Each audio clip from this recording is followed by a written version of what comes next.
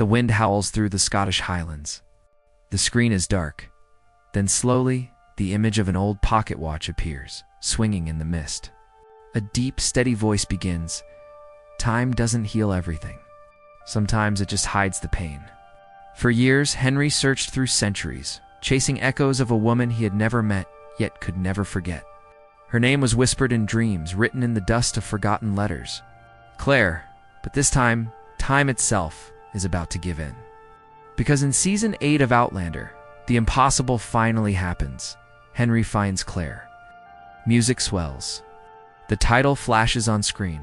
Outlander Season 8, Henry finally finds Claire. The story opens with Henry standing on a cliff overlooking the Highlands. The wind carries a haunting voice, soft, distant, almost familiar. It's Claire's. He doesn't know how, but he feels it deep in his bones. For years, Henry has followed the faint trail of her existence through diaries, family legends, and the strange stories passed down in whispers. Everyone thought she was a myth, a ghost from another time. But Henry knew better. He had seen the same eyes staring back at him in old portraits. He had read her words, filled with pain, love, and courage. And somewhere inside, he felt connected, as if time itself had chosen him to find her. The narrator's voice drops lower, slower. They say blood remembers what the mind forgets. And Henry's blood. It remembered everything. Cut to a dimly lit room. Henry spreads out ancient maps, torn letters, and faded sketches. A single candle flickers. The sound of ticking fills the silence, the same pocket watch from the opening. It belonged to Claire. It was the only proof she ever existed. And tonight, it ticks louder, as if waking up after a long sleep. Henry's obsession has cost him everything. His peace, his friends, his sanity. People call him lost, haunted, maybe even cursed. But he knows he's close. Somewhere in the past, Claire waits. Maybe not for him, but for the truth he carries. He reads one of her letters again. Her words echo in his mind. If love is real, then time is not our enemy. It's just the path we walk to find each other again. Tears well in his eyes. For Henry, this isn't just a search through history, it's a fight against time itself. And tonight, he's ready to cross whatever line separates the living from the lost. The camera pans out, the candle flickers out, the wind rises, and the ticking stops. Then faintly, Claire's voice whispers, "Henry, find me." The screen fades to black. The night is silent. The air feels heavy, charged, almost alive, as if the world itself is holding its breath. Henry opens his eyes and realizes he's no longer in his own time. The ground beneath him is wet, covered with dew. The sound of distant drums and the faint smell of smoke fill the air. He looks around. The Highlands stretch endlessly before him, untouched by roads or lights. Time is folded, and he's standing in the 18th century. For a moment, fear freezes him. Everything feels too real to be a dream. The wind biting at his face, the cry of an eagle echoing across the valley. He takes a shaky breath, whispering to himself, "Claire, if you're here, show me a sign." Then he hears it, faint laughter carried by the wind. It's soft, familiar, and full of life. Henry turns sharply, chasing the sound through tall grass and thick fog. Each step takes him deeper into a world he has only read about.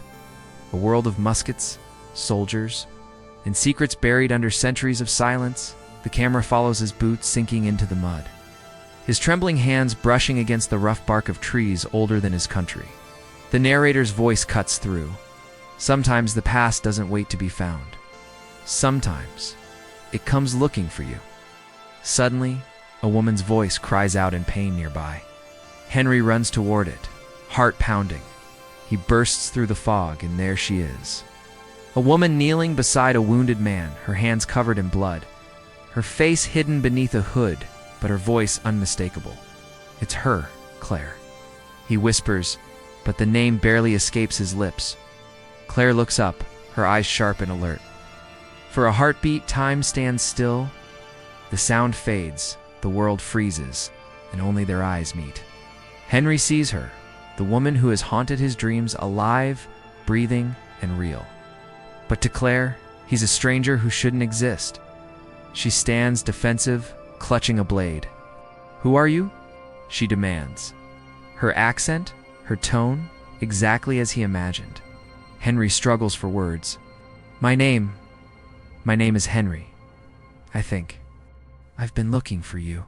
Claire's eyes narrow. "You shouldn't be here." The narrator's voice returns, softer now. It's almost sorrowful. When time brings two souls together, it doesn't promise peace. It only promises truth, and truth always comes with a cost. Thunder rumbles in the distance. The soldiers' voices grow louder. Claire grabs his arm, dragging him into the woods. She doesn't know him, doesn't trust him, but something in his eyes feels achingly familiar. As they vanish into the forest, the music swells, strings trembling with emotion. The screen fades to black and the faint ticking of the pocket watch begins again, echoing through time. The past has awakened, and it will never sleep again. The forest is still, wrapped in a heavy fog that glows faintly under the pale moonlight. Claire and Henry move silently between the trees, their footsteps sinking into the damp earth. Every sound feels louder than it should. A snapping twig, a whisper of leaves, the distant call of soldiers searching for them. Claire stops suddenly and turns toward Henry. Her eyes are fierce, filled with suspicion. "You said you were looking for me," she whispers sharply. "How?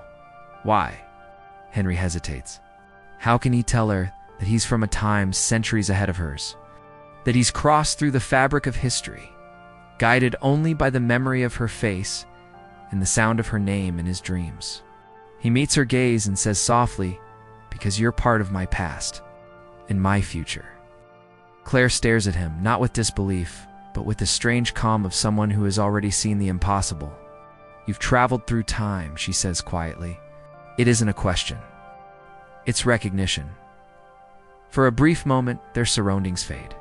The world narrows to the space between them, two souls divided by centuries, now standing face to face. Narrator voice, calm and haunting. Some connections are not born in one lifetime. They echo, waiting to be answered. Henry tells her about the letters, her handwriting, preserved in glass cases, her words, studied by historians, remembered by dreamers. He speaks of the watch, the one that once belonged to her husband Jamie. "It led me here," he says. "It stopped ticking. The night I found the truth about you." Claire listens, her hands trembling slightly. The name Jamie lingers in the air like smoke, a ghost neither of them can escape. Her heart aches at the thought of him, yet something in Henry's presence feels painfully familiar. As if the universe has folded the memory of Jamie into this man before her. She takes a step closer. "You shouldn't have come," she whispers, her voice breaking. "Time isn't kind to those who challenge it." Henry's eyes darken. "Maybe, but it's even crueler to those who never try." A long silence follows. The forest wind hums softly, carrying echoes of old battles and forgotten songs. Claire turns away, her expression unreadable. "There's a village nearby," she says at last. "We'll be safe there for now." As they walk deeper into the mist, the narrator's voice returns, low, echoing, heavy with emotion. "Love doesn't die with time. It only changes its face. Sometimes it becomes a memory, and sometimes it finds its way back." The screen fades slowly to black. The ticking watch returns once more, faster this time, louder, like a heartbeat on the edge of breaking. Text on screen. In the heart of the past, something eternal stirs again. Dawn breaks through a veil of mist, painting the Highlands in shades of gold and gray. Claire and Henry reach an old stone cottage on the edge of the forest, silent, abandoned, and covered in ivy. Inside, dust floats in the sunlight like forgotten memories. Claire lights a small lamp. The faint glow flickers across her face, revealing a storm of emotions. Henry stands quietly by the door, still lost in disbelief that he's finally here, standing beside the woman whose story shaped his entire life. "Sit," Claire says softly, her tone no longer sharp but cautious, curious. She takes out a faded journal, bound in leather. Its pages are filled with sketches, strange symbols, and letters written in her own hand. Henry recognizes it instantly, the same journal historians once said disappeared centuries ago. Narrator's voice, calm and heavy. Sometimes history doesn't vanish, it waits. Hidden in the cracks of time, waiting for the right eyes to find it, Claire flips through the pages until she stops on one marked with a tear-stained corner. It shows a drawing of a man, dark-haired, intense eyes, and beneath it a name, Henry Fraser. Henry freezes. The air thickens. His voice cracks as he whispers, "That's me." Claire looks up slowly. Her eyes widen, not in shock, but in recognition. "It can't be," she breathes. I don't know how," Henry interrupts, his hands trembling. "But that's me. I didn't draw it." "You did. Centuries before I was even born." The lamp flickers, and the room darkens for a moment, as if reacting to their words. Outside, thunder rolls in the distance. Narrator tone deepens. The truth doesn't come softly. It arrives like a storm, breaking everything that tries to stay the same. Claire stands and moves closer. She traces the outline of the drawing with her fingers, whispering, "I remember this night. I drew this man from a dream, a man I thought I'd never meet." Henry's eyes fill with tears. "And I thought I'd never find you." The silence between them is charged, fragile, electric. Time feels like it's holding its breath again. Claire steps back, clutching the journal to her chest. "If this is true," she says, "then time isn't a circle. It's a thread, one we've both been caught in." Henry shakes his head. "Maybe it's not a trap," he says softly. "Maybe it's a message." She studies him, torn between science and faith, logic and love. "Then what is the message?" she asks. Henry takes a deep breath. "That love doesn't just survive time, it creates it." The camera pans to the window outside. The storm begins to rage. Lightning flashes, revealing ancient standing stones in the distance, glowing faintly as if alive. The narrator's voice returns, slow and resonant. The hidden truth was never about how time works, but why it bends. For love, for loss. For them, the thunder fades into silence. Claire looks out at the glowing stones, the same ones that once sent her through time. Her face is pale, her voice a whisper, "Henry, I think time brought you here for a reason, but it may not be to stay." The screen fades to black. The sound of the pocket watch ticking faster fills the silence. One beat too close, 1 second too late. Text on screen, "The truth has been found." But the cost is yet to come. The storm outside grows wilder. Lightning splits the sky, washing the world in silver light. The air hums with energy, alive, restless, ancient. Inside the cottage, Claire stands by the window, staring at the glowing stones in the distance. Henry watches her, knowing something beyond reason is unfolding. Narrator's voice, deep and steady. "There are moments when time no longer separates us, it kneels." And in that breath, destiny begins to speak. Claire turns toward Henry, her face pale but her eyes steady. "Those stones," she whispers. "They're calling again." Henry steps closer, his voice breaking. "If you go through them, you'll leave this time behind." She looks at him, really looks. "Maybe, but if I don't, time itself might tear apart." The wind bursts through the door, scattering papers and dust. The journal falls open on the table, a final page revealed. It shows 2 figures standing before the stones, their hands reaching toward each other, surrounded by spirals of light. Below it, in Claire's own handwriting, a line reads, "When the past meets the future, only love decides what remains." Henry stares at it, his chest tightening. "You knew," he whispers. "You saw this before it happened." Claire nods slowly. "Dreams, visions. I didn't understand them then, but maybe they weren't dreams. Maybe they were memories waiting to happen." Soft background music swells, a blend of sorrow and wonder. Claire steps forward and takes Henry's hand. "If I cross again, I might not come back. But if you stay, this world could destroy you." Henry shakes his head, his voice firm. "Then we go together." She tries to smile, but tears glisten in her eyes. "You sound just like him," she says softly. "Like Jamie." The name hangs in the air, tender and heavy. Henry doesn't flinch. Maybe that's because a part of him lives in me. Lightning flashes bright enough to turn the world white. The stones outside begin to hum, low and steady, like a heartbeat that belongs to the earth itself. Claire takes a step toward the door, pulling Henry with her. Narrator tone rises with the storm, and so they walked, not as strangers of time, but as pieces of a story written long before they were born. They reached the circle of stones. The rain stops suddenly, a strange, breathless silence. The stones glow brighter, their surfaces alive with symbols of light.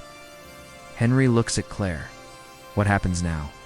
She looks up at the stones, her voice trembling now. We remember what time tried to forget. She places her hand on the nearest stone. It shimmers, pulsing like a living heart. Henry follows, placing his hand over hers.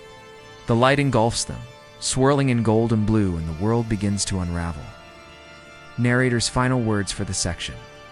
Time bends for no one. But for love, it sometimes makes an exception.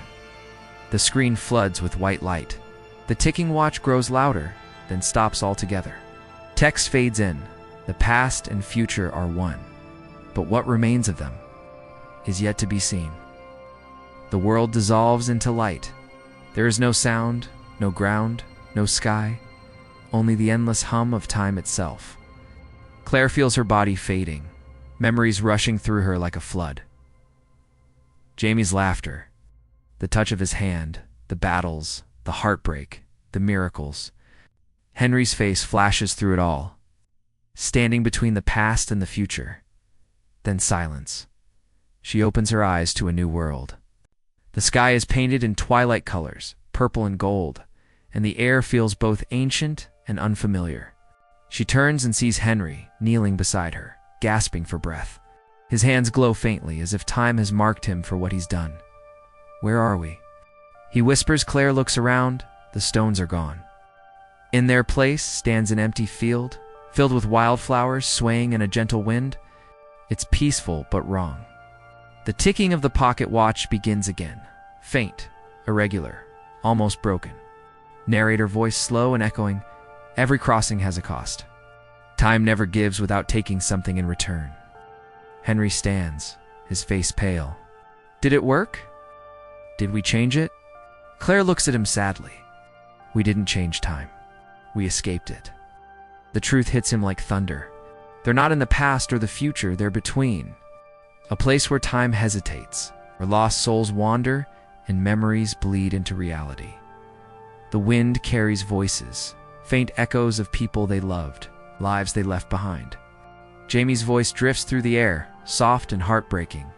Claire's eyes fill with tears. Jamie, she whispers. Henry looks down, guilt tightening in his chest. You hear him too? She nods.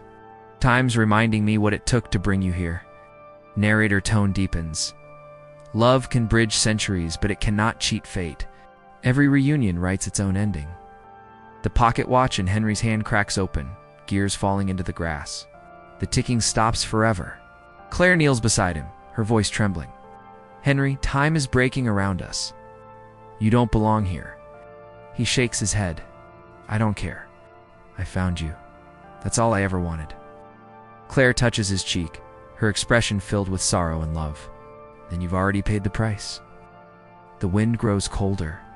The world begins to flicker, like a candle running out of flame. Henry's outline starts to blur, light spilling from his skin. Claire, what's happening to me? Tears stream down her face. Time's pulling you back. You were never meant to stay. Grabs her hand tightly. No. I won't leave you again. The sky cracks open, golden light spilling like liquid fire. Claire holds him close, whispering through the chaos. You will find me again. Even if time tries to stop you. You will. Narrator's voice softens to a whisper. Some stories don't end, they just change their name. The light consumes them both. Claire's cry fades into silence. The screen turns white, then black. Only one sound remains. The echo of two heartbeats fading into eternity. Text fades in on screen. Forever has a price, and love has paid it. The light fades. The storm is gone. Only silence remains, heavy, endless, and strange. A faint golden mist floats across the Highlands. The world seems untouched, but something is different, gentler, slower, almost sacred. The camera moves through the empty field where the stones once stood. The grass has grown wild again. The wind hums softly, as if whispering a memory, then a faint ticking. The pocket watch lies half buried in the soil, its glass cracked but still alive. Each tick echoes like a heartbeat from another world. Narrator's voice, soft and reflective. Time forgets faces, but not feelings. Love leaves traces in stone, in wind, in the spaces between heartbeats. The scene shifts. A modern-day museum. Visitors move quietly between glass cases. A young historian adjusts her glasses, taking notes on an old display. Inside the case rests a broken pocket watch. And beside it, faded page torn from Claire's journal. The voice of the guide is faint. This was found near Craynod Dun, the site of the old standing stones. No one knows how it got there, or who it belonged to. The young woman looks closer. Her reflection glimmers faintly in the glass for a heartbeat. Her eyes look just like Claire's. The ticking grows louder. Narrator continues. Stories never end. They sleep, and when the world is ready, they wake again. Cut to a shot of the Highlands at dawn. Mist rolls over the hills. The wind carries a whisper. Claire's voice, distant but clear. Henry.